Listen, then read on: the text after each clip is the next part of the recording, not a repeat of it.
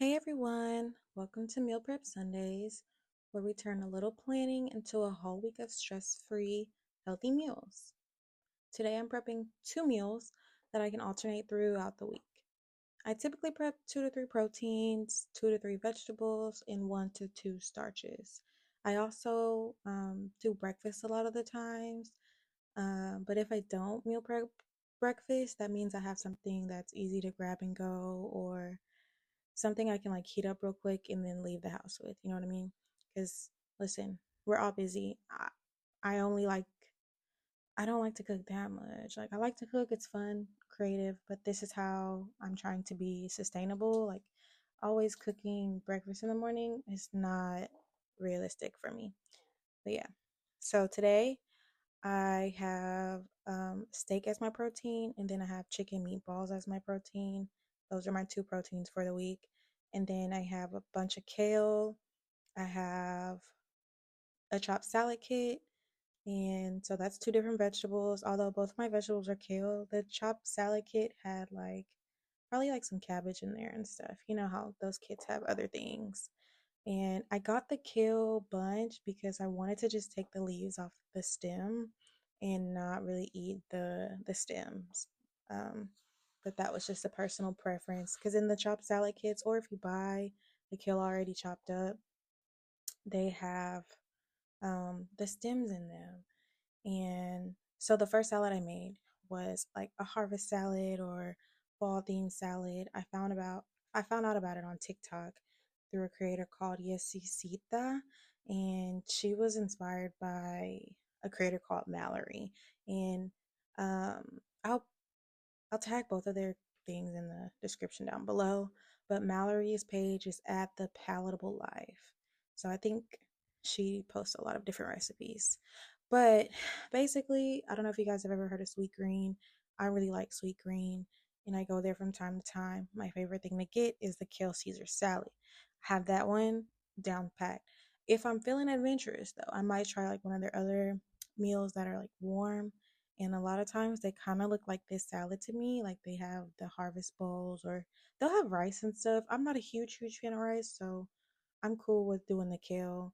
And I mean, I could have added like quinoa or a grain to this. You feel free to do that if you like, but I added chickpeas. Okay. So chickpeas was my other kind of protein and starch, a little fiber. And then I made frozen sweet potatoes too. That went in that fall harvest salad. So here I am just pulling off the leaves because, like I said, I wanted just the leaves and not the stems. And I roasted the sweet potatoes and chickpeas. I seasoned them up with my like house seasoning. So paprika, I think I use smoked paprika, not regular paprika, cayenne pepper, salt, pepper, garlic powder, onion powder, and yeah. And then here's my steaks. I pat dry the steaks and I season them with pretty much the same thing. But I think I actually only used I didn't use any smoked paprika or anything. I used garlic powder, onion powder, black pepper, and probably some regular sea salt, honestly. And then I cook those in the skillet. I'm trying to perfect my steak making craft. So this was like trial one in this steak making craft practice because I know how to make like the steaks on the George Foreman. I don't know if y'all ever had one of those before, but yeah, the George Foreman, that thing does a great job for inside cooking. But I love steaks on the grill. I love steak in general. I've definitely picked like fish and beef over chicken, but I know that chicken is leaner, so I eat chicken. Like it's just not my favorite thing.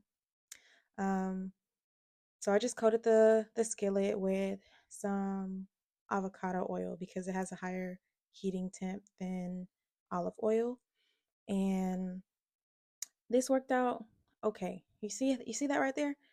It's gray. That didn't do what I wanted it to do. I think I didn't have the skillet hot enough, but here's me trying to get it to be colored on all of the sides and um, achieve my best steak. But this was honestly a little bit of a flop. Then I added water. That probably shouldn't have done that. But so I started to really divert from whatever I had learned, which was to like get the skillet really hot and then like blacken it or like char it on both sides. And yeah, it just didn't go like that. I added onion and garlic into the pan for aroma, aromatics, and I added butter and then I started basting the steak and I let it cook until I could get it pretty brown and then I took it off to rest before I chopped it up because it didn't even cook to the right like temp that I wanted it to. I really need to get a meat thermometer because that's the only way I'm gonna know, is my steak cooked to the temp that I want it to be. Because I like steak to be like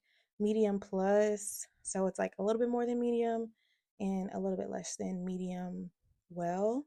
I don't even know the temperature degree like on the thermometer. I don't know it. But I've seen a scale before and like that's my perfect medium. I don't like any rare. I don't really like medium either. Medium is a little too rare for me. Yogurt dressing, it had plain Greek yogurt, salt, pepper, cilantro, minced garlic, shallots, and fresh dill. I might have added like some garlic powder and onion powder too, girl, because I can't help myself. Yeah, I try to keep it plain, but I probably added that in there too. In just under 90 minutes, I have meals prepped and ready to go for the week. A little effort today means no stress tomorrow and the day after that, and the day after that, and the day after that. So I really encourage y'all to meal prep sometimes. It will make your life so much easier. I don't know who wants to cook every single day. I don't know how y'all do it. I commend my mom. I commend all the moms out there, all the homemakers. I commend y'all because I'm going to work every day and cooking every day. Here's to making healthier choices easier and staying on track. See you next time.